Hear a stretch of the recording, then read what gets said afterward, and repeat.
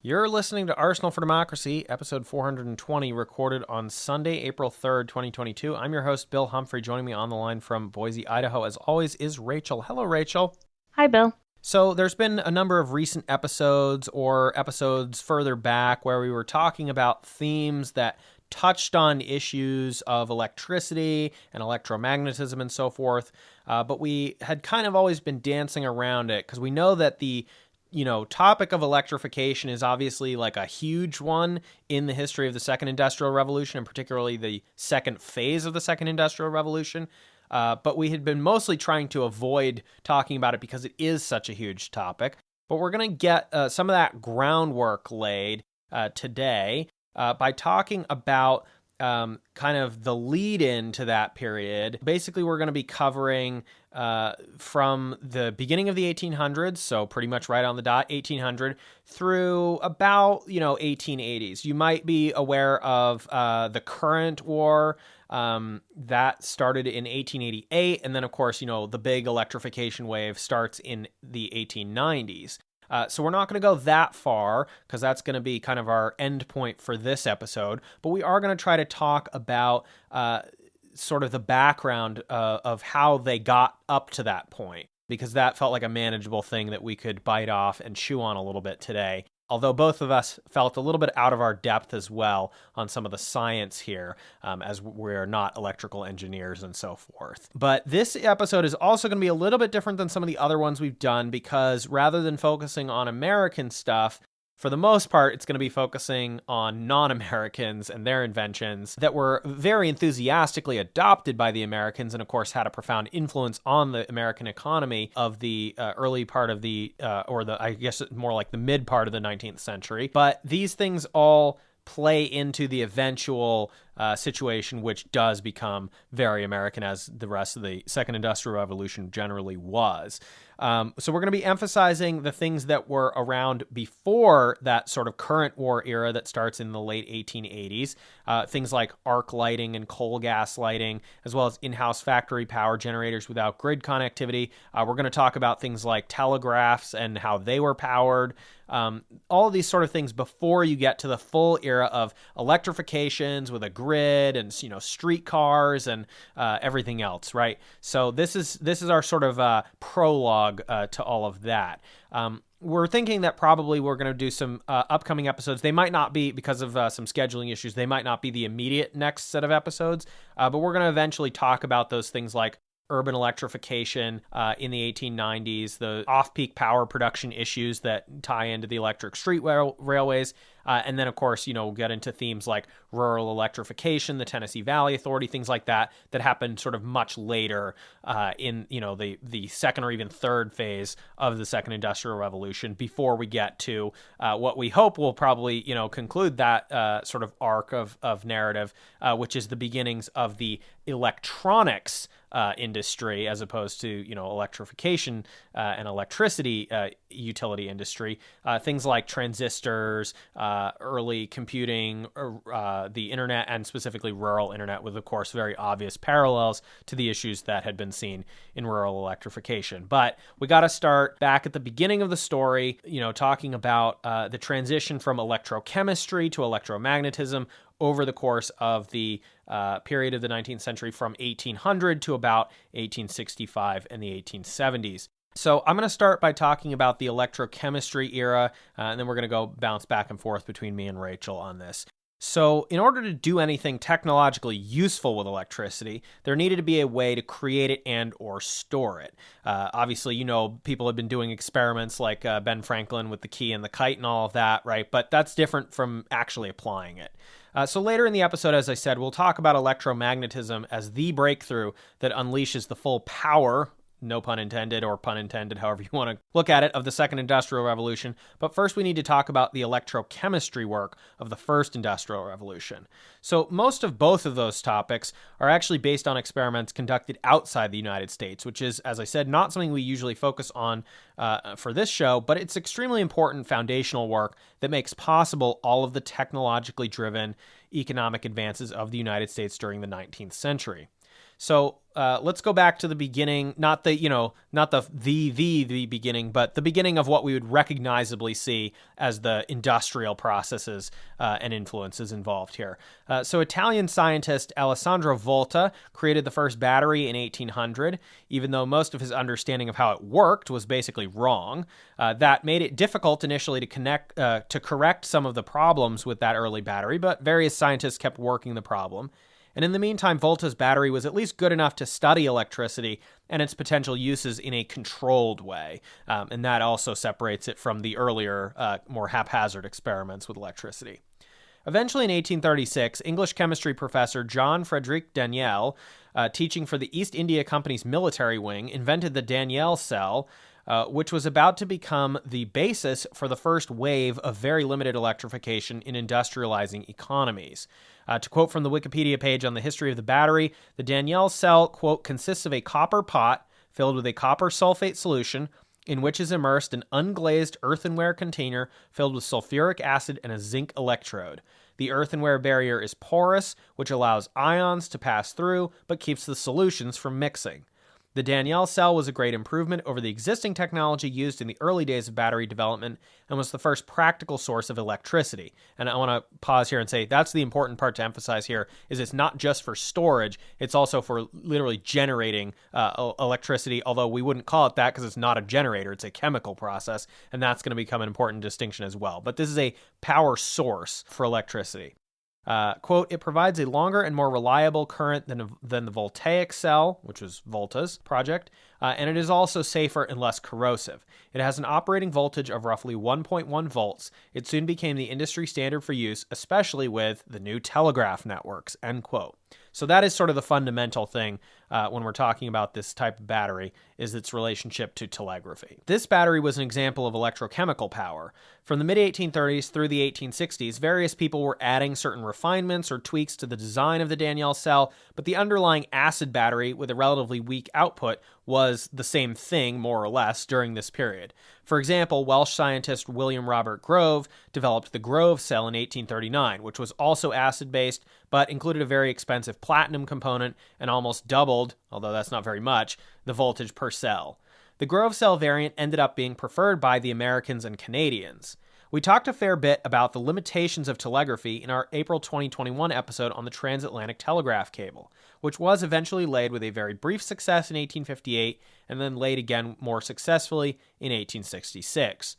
One of the challenges all telegraphy faced was a weak signal that faded over distance. On land, this was addressed with relay systems to essentially boost the signal or repeat it, but this wasn't an option for the transatlantic cable, so that was a huge problem for them. But one thing that we didn't really get into too much in that episode was the power source for all this telegraphy, which was, revolutionizing communications and the operations of long-distance multi-jurisdiction businesses. You can't get to that second industrial revolution, multi-state, multi-country business model without having the telegraph system. And the answer to that question or problem is that these acid-based Daniell cell or Grove cell batteries, or their variants, was providing the power, but not very much, right? So large banks of them were arrayed at telegraph offices to generate sufficient voltages to maintain long-distance pulses of dots and dashes on multiple parallel wires at a time, or just one or two cells if you were in a little office with only a couple of wires. The acid batteries also apparently had a nasty side effect of venting noxious gases into the vicinity, nitric oxide in the case of the Grove cells, which was not ideal for the staff working in the telegraph office, and it's a big no-no under modern OSHA standards. If they were lucky, they might have ventilation pipes carrying the fumes out of the building, but often they did not, and it was pretty rough. A modified Daniell cell from France called a gravity cell because of its use internally of a different specific gravity of various component ingredients was developed in the 1860s and replaced Grove cells as the preferred telegraphy battery power source, not only because it produced more current, but also because it didn't vent dangerous gas to all its surroundings. It did, however, require continuous operation or else it would fail permanently. So these are pretty finicky technologies. In general, these first industrial revolution wet batteries, as opposed to modern dry batteries, for telegraph systems had pretty short lives and had to be replaced every several weeks or so, and obviously they weren't rechargeable in any way like modern batteries would be, or I should say many modern batteries would be. A lot of the people during the period of the 1830s to the 1860s were continuing to work on ideas for totally different battery concepts or electricity generation sources. But for this period that we're talking about, 1830s to 1860s, telegraphy was the only meaningfully omnipresent use of electricity in industrializing countries at the time. Again, telegraph wires were a simple low current technology that didn't really require huge amounts of power. A 2-volt battery cell was often enough to run a 20-mile telegraph wire connection, and you could throw on some more cells to juice it a bit more. By contrast, almost any other practical application of electricity probably would need much more power than even an efficient mid-19th century battery could reasonably and cost-effectively deliver. We could, and eventually maybe will, do a whole episode on Second Industrial Revolution batteries or 20th and 21st century batteries. But in this episode, we're trying to follow the early electrification story. So it's time now to turn away from the electrochemistry and turn to the electromagnetism and power generators. So before we move on, Rachel, did you want to comment on any of this electrochemistry stuff? To my mind, a little bit hard to wrap our heads around and really quite primitive and limited in its ability to do much. Yeah, one thing I wanted to point out is the fact that the current or the movement of the ions in these cell batteries is only moving one way. And so this is an example of direct current generation. So we're going to talk about direct current and alternating current. So I just wanted to point out that this is an example of direct current. There is a constant stream of ions moving in one direction, albeit a very weak current.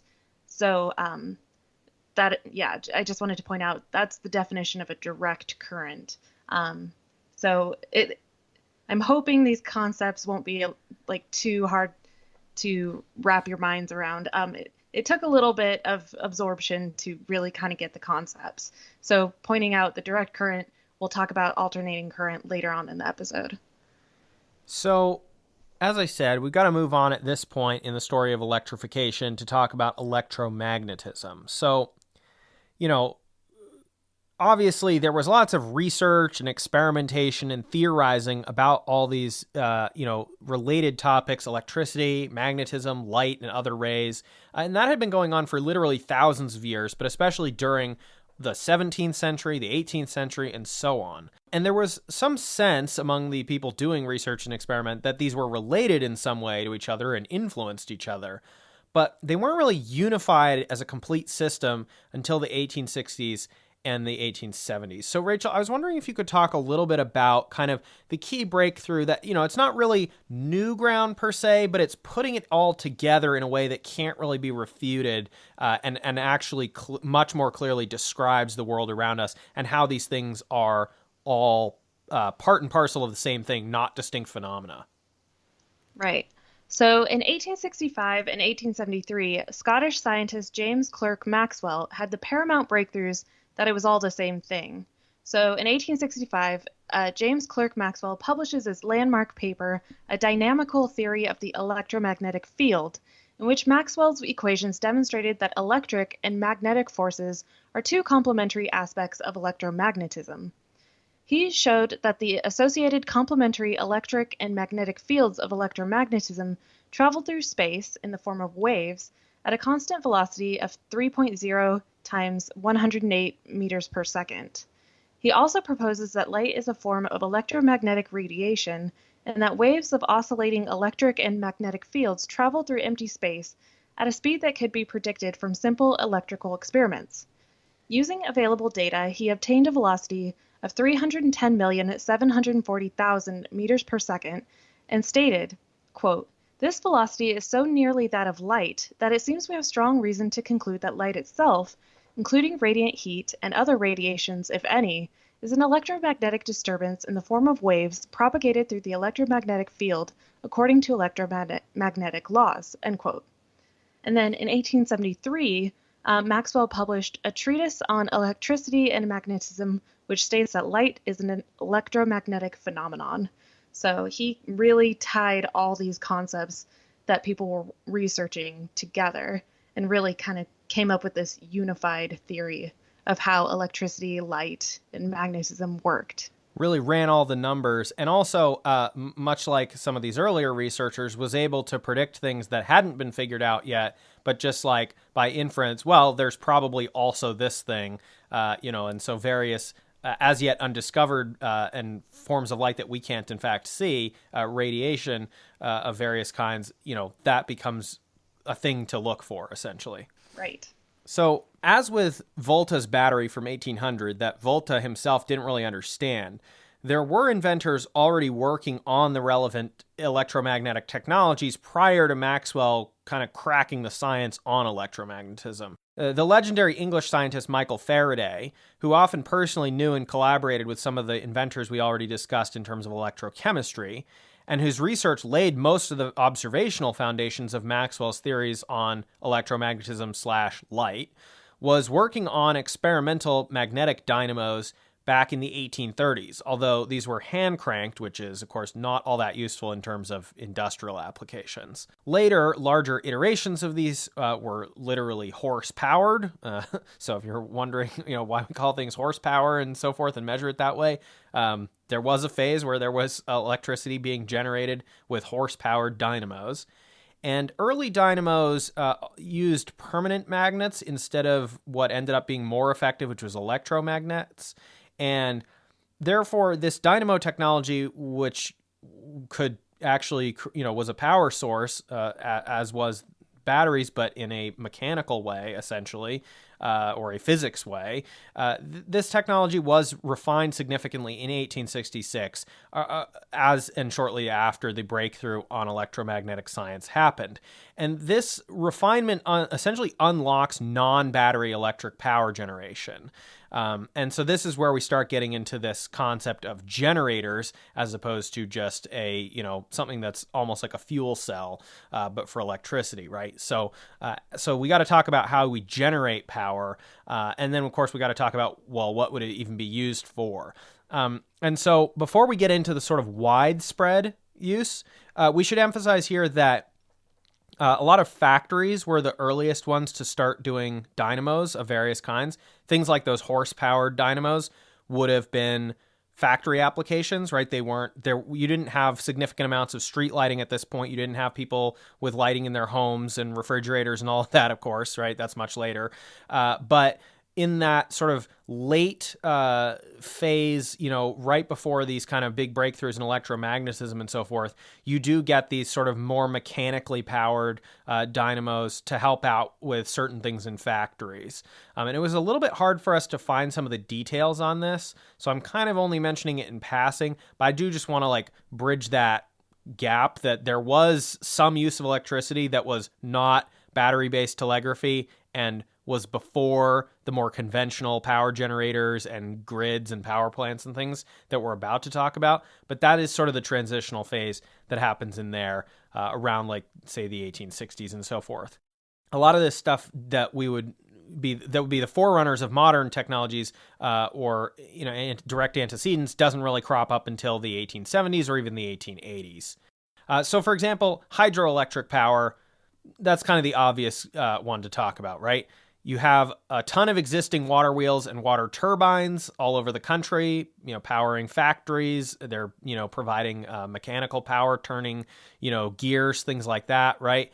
And unsurprisingly, this is a lot more efficient than a hand crank and probably more efficient than a horse-drawn or horse-pushed power generation.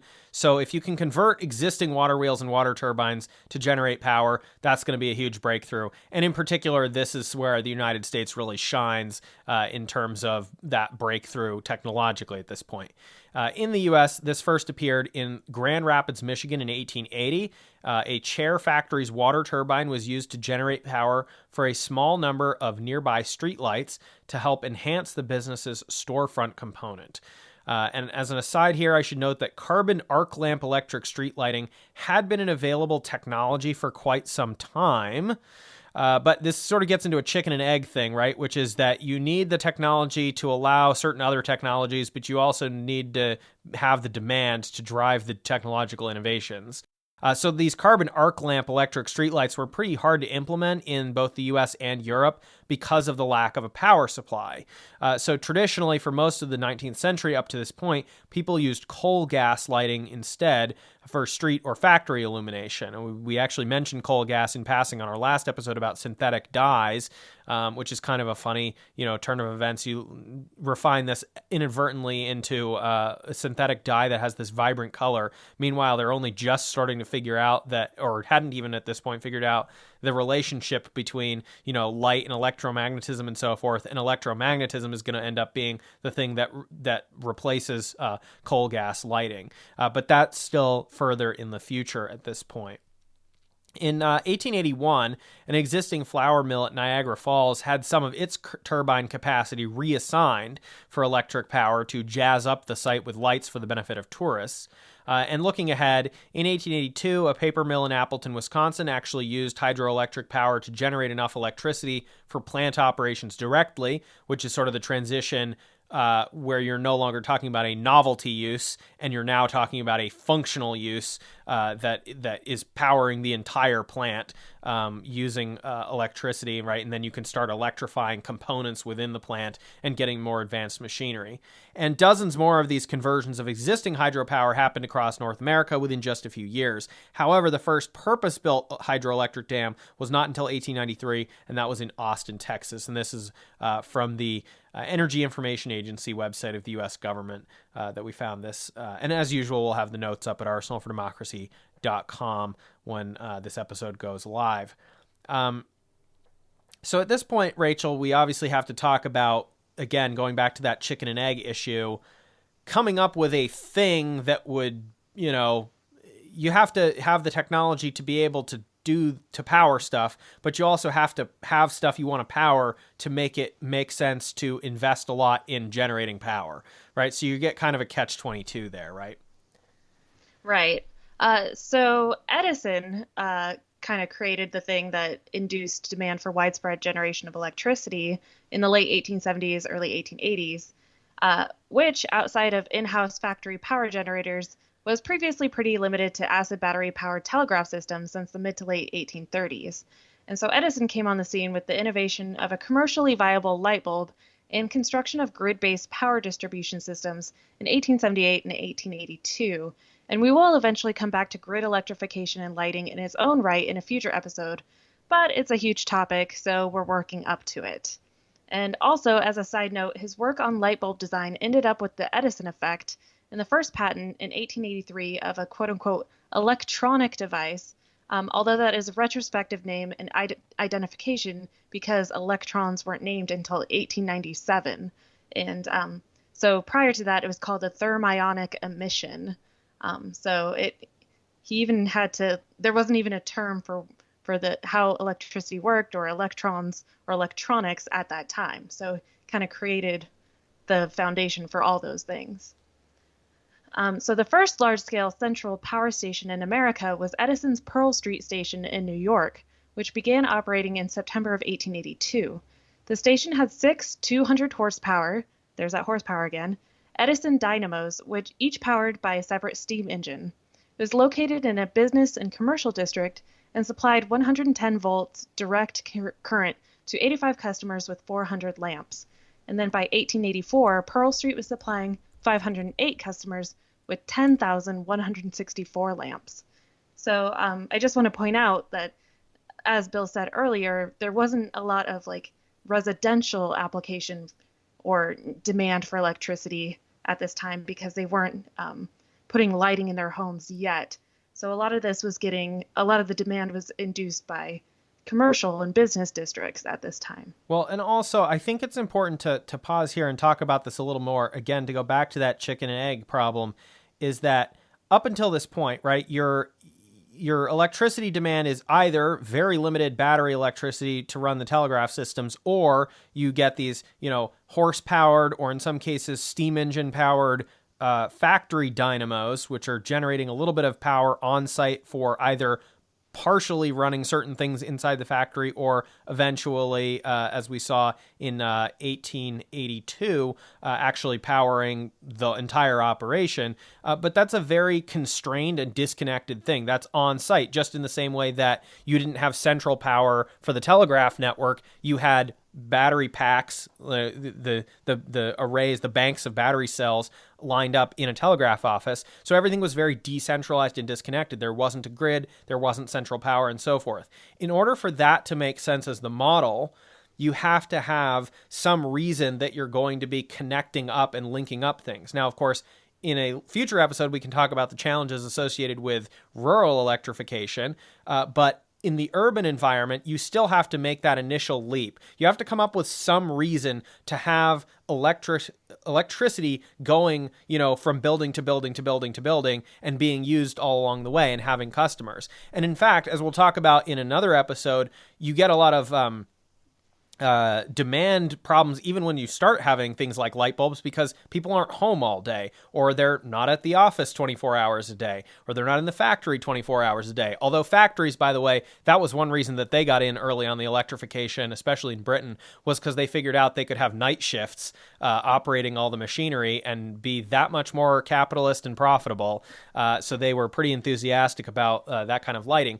But you have initial problems where even when you start having, everybody's home having electric lights, you still have to basically shut down the power plant during the off-peak hours because there's not enough people using it. And we'll talk about in the next, when we return to the electrification topic, we will talk about how they solved that problem. But when we're looking at this transitional period, right, the 1870s into the early 1880s, we're really zeroing in on the role that the light bulb plays. Now, of course, Edison is not, as we know, he's not the person who invents the light bulb, quote unquote, but he's the one who invents the commercially viable incandescent light bulb. And that is what is going to rapidly be spreading to people's homes. And that's going to, for the first time, make it make sense to have a power distribution grid system rather than generating it all independently on site. And we're also going to talk about, this is a little bit confusing, but you get, those initial dynamos where you have a steam engine that's generating steam for the purposes of mechanical action in the same way that it would be, moving a locomotive along, right? That's different from some of the later technologies that we'll talk about that are more similar to the, the hydro turbines, which is, you can use pressurized steam to actually turn your turbine, and that's a different process than having a more mechanical steam engine. I'm probably not explaining that very well because we are really reaching the outer limits of my mechanical scientific knowledge and understanding, as is the case with Rachel as well. But I'm just trying to draw various distinctions and parcel these out here so you can see that transition happening step by step. And it's very rapid, right? A lot of it is happening in the span of about 10 years or so, maybe 15, maybe less, depending on what you're looking at specifically. So in a way, it is kind of leaping forward, in big bursts, but there's also these very clear and discrete stages and steps in this electrification process. So as you said, Rachel, Edison very quickly is promulgating lights everywhere, these commercially practical, not only home lights, but street lights and so forth. And it's not just in the United States, which is an interesting thing to remember, is that he was also quite a big player in the European market as well. Could you talk a little bit about the significance of that? Yeah, so another big name in the electricity world, Nikola Tesla, was actually hired in Europe to install Edison lights, and he was quickly identified as a rising talent with an already very high level of relevant education. And the Edison company actually moved him to the U.S. by 1884. And once he moved to the U.S., he was a big player in electrification. So I do want to make a note, although the first power station supplied direct current, as I mentioned before, the electric current only flows in one direction. The distribution of alternating current soon became the most favored option. So with the alternating current, I think we've all seen like the plots of like sine waves depicting electric current. So that's where the electric current periodically reverses direction. So if you're plotting it on a graph, you could just kind of see that wave, and that's alternating current. So the main advantages of alternating current were that it could be transformed to high voltage to reduce transmission losses, and that alternating current motors could easily run at constant speeds. So this becomes a bigger issue once we start expanding the grid.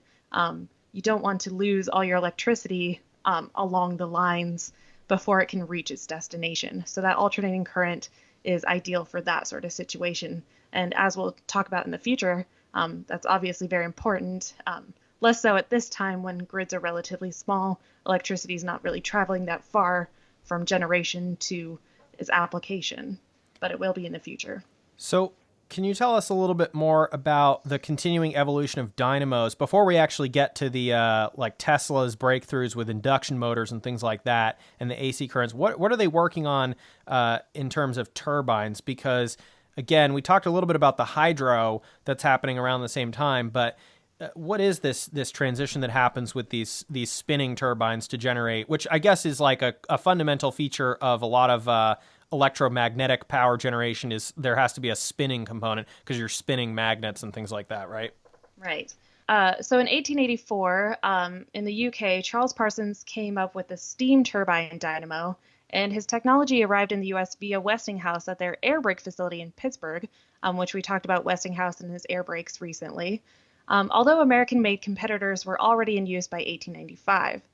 So the steam turbine generator was the forerunner of the turbo generators that today provide most of the world's electricity. So it was the first experimental prototype produced in 1884, and Charles Parsons promoted the turbine as a smaller and more efficient alternative to the steam reciprocating engine. So in that, there's like valves and pistons that are moving powered by the steam. And instead, he conceived of spinning a turbine instead of powering a piston up and down. So in the turbine, the expanding steam works continuously as it passes through many turbine stages. So basically, he's multiplying the power generation by however many turbines are included in this generator. So this gives far higher efficiency than was possible with the steam engine. And the turbine combines freedom from vibration with high speed.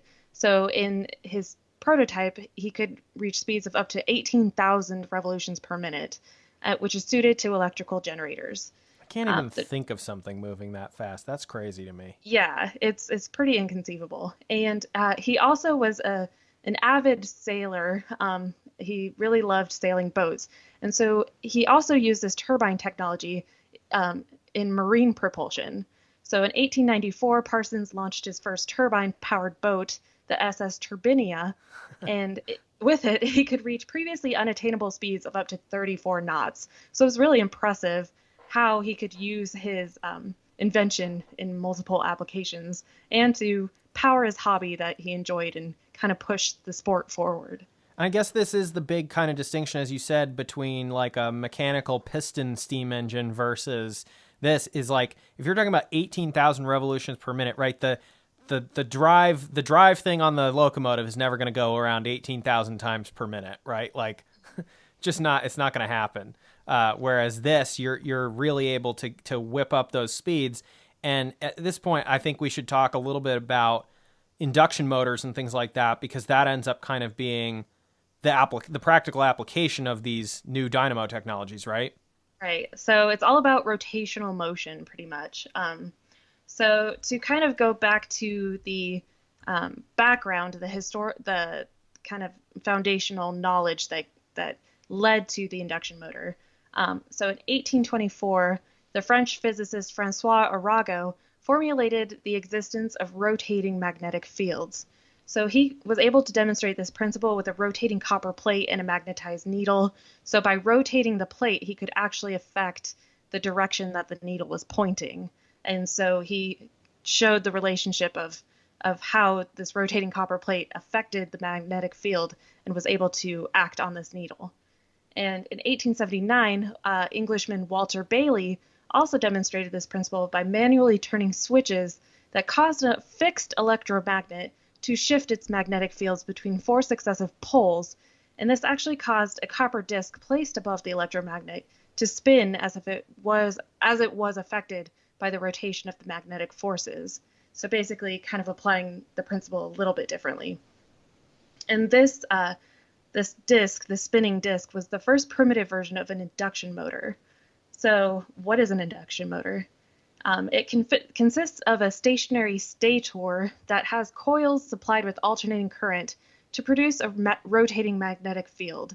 So that current actually acts on the stator to change its magnetic field. And then inside the motor, there's a rotor that is attached to an output shaft that actually produces a second rotating magnetic field. And this rotor magnetic field may be produced by permanent magnets, reluctance, saliency, or direct current or alternating current electrical windings. I can't really explain that super in depth, but just basically the two different magnetic fields are acting on each other, and that creates an electrical current. And that's pretty much the extent of my technical knowledge. There's several videos on the Wikipedia page for induction motors that kind of help demonstrate the principle in a way that's not always easy verbally to understand. So an early single-phase induction motor was created by Hungarian scientist Otto Blathy, and a single-phase induction motor does not have a unique rotating magnetic field. So with Bailey's motor, he actually was changing the magnetic field between 4 poles, and then with a single-phase motor, it's just reversing polarity. So it's not really rotating as much as it is just switching back and forth. So a secondary magnetic field is needed to actually determine the rotational direction for the rotor, because otherwise it's just kind of flipping back and forth. It doesn't really have a way, a rotational direction until you apply a secondary magnetic field to it. So his major innovation is that his motor didn't require any switches, unlike Bailey. Bailey had to manually switch on and off the electromagnets to control the current and its movement. So Blathy's motor didn't require any switches or commutators, as they're known, to keep the magnetic fields rotating. And it's kind of funny, his invention was later used for the purpose of electric metering, which is obviously important for future power utility purposes, but at the time, I'm not sure how useful it probably looked at the time. There wasn't an application for it yet for electric meters, which today are just digital, but back in the day, you could see the wheel spinning on your electric meter. So that's how that worked.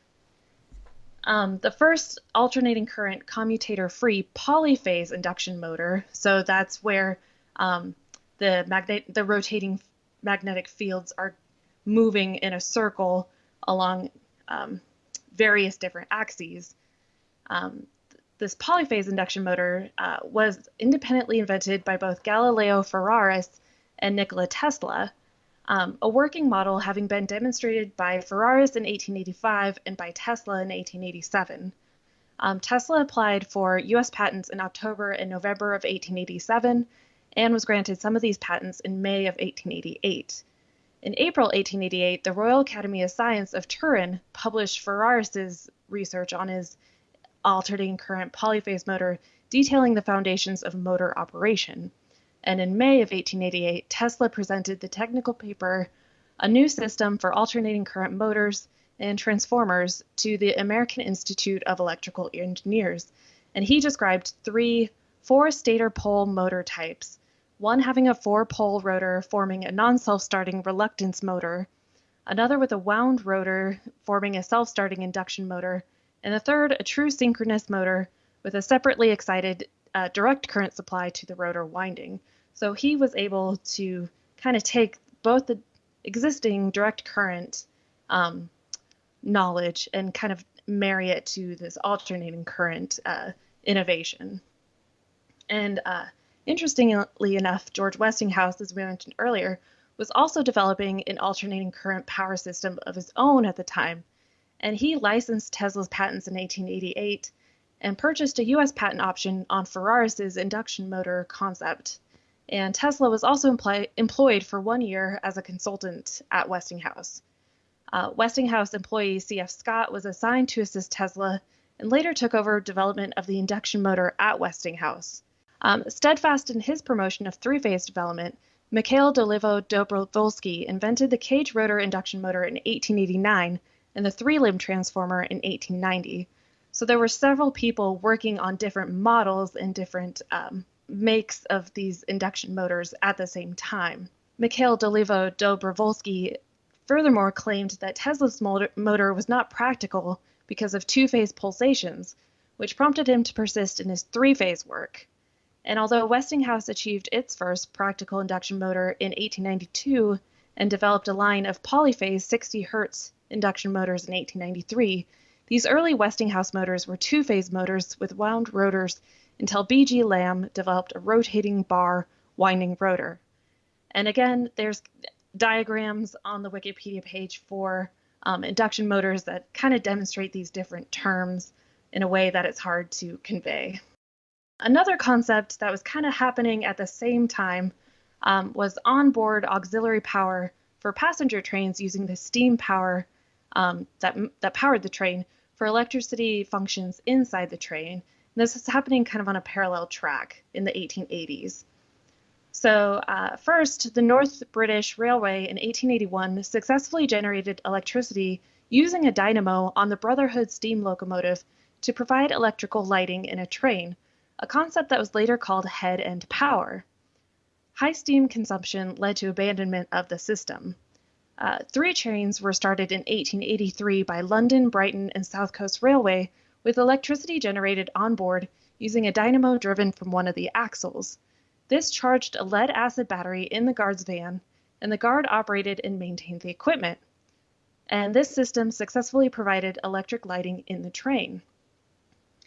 In 1885, in continental Europe, electric lighting was introduced in trains in Frankfurt using a Mo-ring type dynamo and accumulators.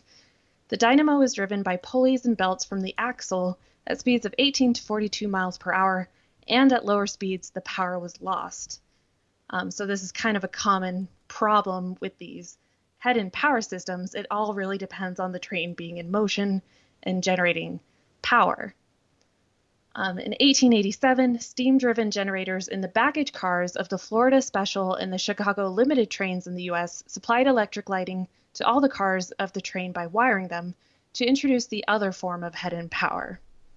However, oil and gas lighting provided a higher intensity of light compared to electric lighting and was more popularly used until September of 1913, when an accident on the Midland Railway in Aysgill in Britain caused a large number of passenger deaths, and this accident prompted railways to adopt electricity for lighting the trains. And throughout the remainder of the age of steam and into the early diesel era, passenger cars were heated by low-pressure saturated steam supplied by the locomotive, with the electricity for car lighting and ventilation being derived from batteries charged by axle-driven generators on each car, or from engine generator sets mounted under the car body. Starting in the 1930s, air conditioning became available on rail cars, with energy to run them being provided by mechanical power takeoffs from the axle, small dedicated engines, or propane. The resulting separate systems of lighting power, steam heat, and engine-driven air conditioning increased the maintenance workload as well as parts proliferation. Head-end power would allow for a single power source to handle all those functions and more for an entire train. And as we talked about, trains were able to go faster at this as the technology progressed, as the air brakes, Westinghouse air brakes proliferated.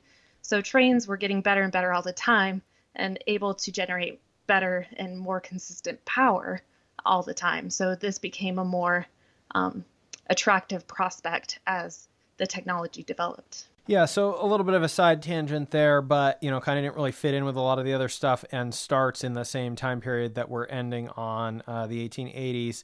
As we said, there's a bit of a battle after 1888 or so and into the early 1890s about, direct current versus alternating current. As we know, it gets resolved in favor of alternating current. But we are going to stop the discussion there for today because this was really sort of, as I said, a preamble or prologue leading into that huge wave of electrification, at least in the cities in the United States, that becomes synonymous with phase 2 of the second industrial revolution. But we felt that it was important to go over sort of the early electrification, the very limited applications of electrification in the industrial history of the United States, even with a bunch of non-American scientists doing a lot of the heavy lifting there. And so that's why we talked today about the developments from electrochemistry to electromagnetism leading up to the end of the 1880s. Rachel, did you have any closing thoughts on this? I know this kind of laid a lot of technical foundations, but I think in the future episodes, it's going to focus a lot less on the technical aspects and a lot more on how it got applied and how it got innovated. So I think even we kind of had to slog through this terminology and these technical explanations, but I think it'll get a lot easier in the upcoming episodes. Yeah, and admittedly, we could have gone even further with this and started talking about like copper mining and stuff like that, but I figured we had to draw the line somewhere. So I hope this was useful as I said, stage setting, groundwork, foundational material for the upcoming electrification. But we've been doing this industrial history stuff now for, I guess, more than 2 years, and it felt like it was probably time to stop putting off some of the electrification topics and stop talking around it. Yeah, exactly. The Industrial Revolution just couldn't happen without this innovation happening before that. All right. Well, Rachel, thanks so much for coming on this week to talk about this. Glad to be here.